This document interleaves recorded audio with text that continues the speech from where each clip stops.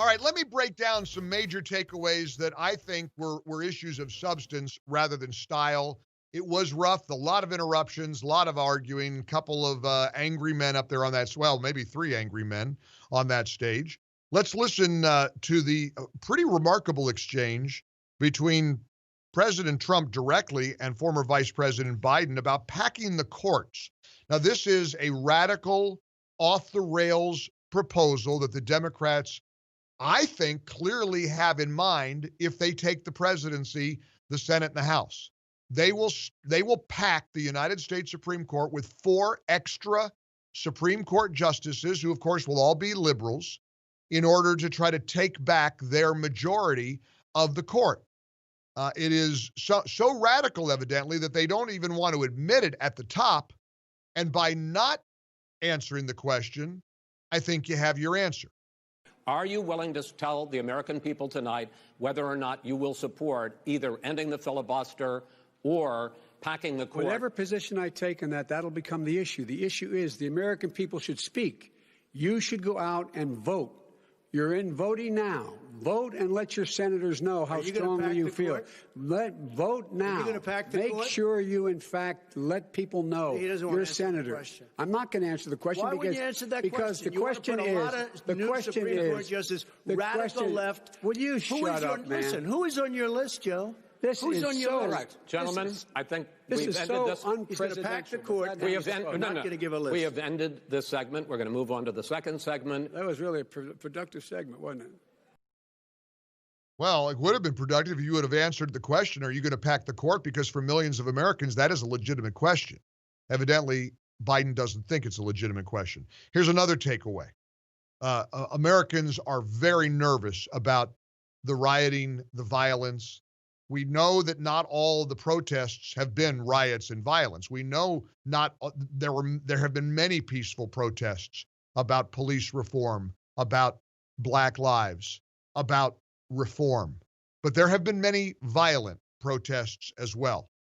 And we know the whole last week, the lady that rode up in the U-Haul and they were emptying out shields and gear for the protesters. This is many know this is an orchestrated effort. We all know it. Let's listen to what Joe Biden said about Antifa, which seems to be a very well-funded, very well-organized organization. Joe Biden evidently doesn't think so.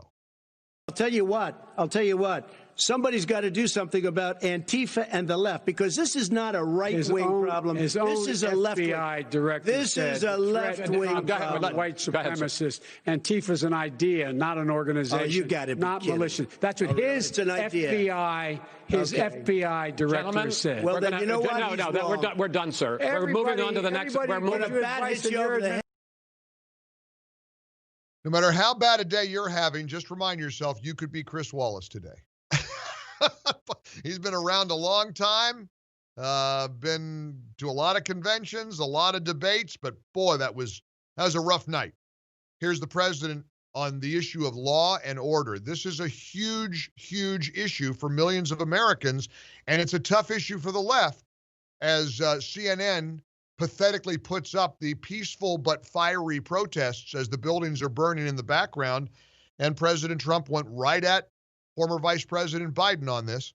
The top 10 cities and just about the top 40 cities are run by Democrats and in many cases radical left, and they've got you wrapped around their finger, Joe, to a point where you don't want to say anything about law and order. And I'll tell you what, the people of this country want and demand law and order, and you're afraid to even say it. Are you in favor of law and order? I'm in favor of law. You follow. Are you in favor of law and order? Go yes, ahead. I'm in favor. You asked a question. Let him finish. Law and order.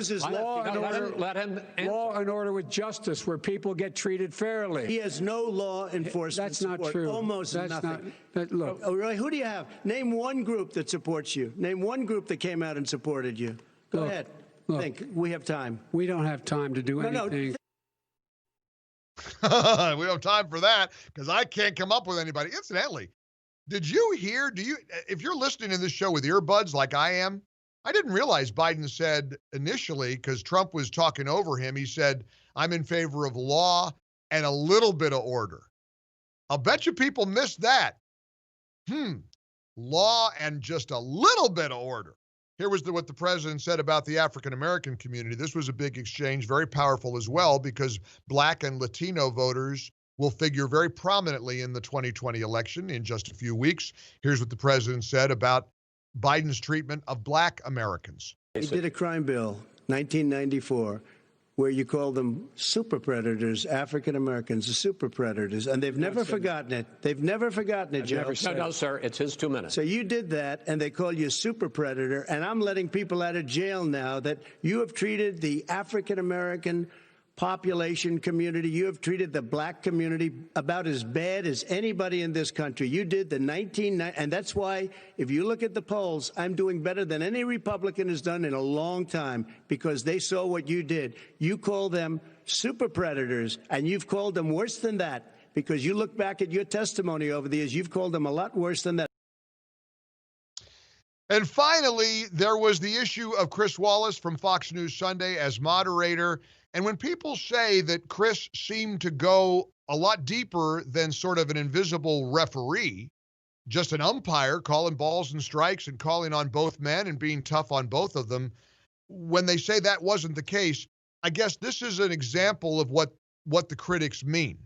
But, sir, if you believe in the science of climate change, why have you rolled back the Obama Clean Power Plan, which limited carbon emissions in power plants? Why have you relaxed? Because it was driving energy prices through the sky. Why have you relaxed fuel economy standards that are going to create more pollution from cars and trucks? Well, not really, because what's happening is the car is much less expensive and it's a much safer car, and you're talking about a tiny difference. And then what would happen, because of the cost of the car, you would have at least double and triple the number of cars purchased. We have the old slugs out there that are 10, 12 years old. If you did that, the car would be safer. It would be much cheaper by $3,500. In the case of California, they've simply ignored. No, but you would take a lot of cars off the market because people would be able to afford a car. If you didn't know any better, you thought maybe that debate was between President Trump and Chris Wallace. All right, let's get your reaction to all of it. 19 before the hour here in the ReliefFactor.com studios, the day after the debate. Big breaking news, too, about Russia, Hillary, and the Obama-Biden administration. There's more coming up. Don't go away. 1-800-655-MIKE. Press 1 to come on air with us, 2 to leave a voicemail message, or text us your comments to the My Pillow text line. Also, 800-655-6453.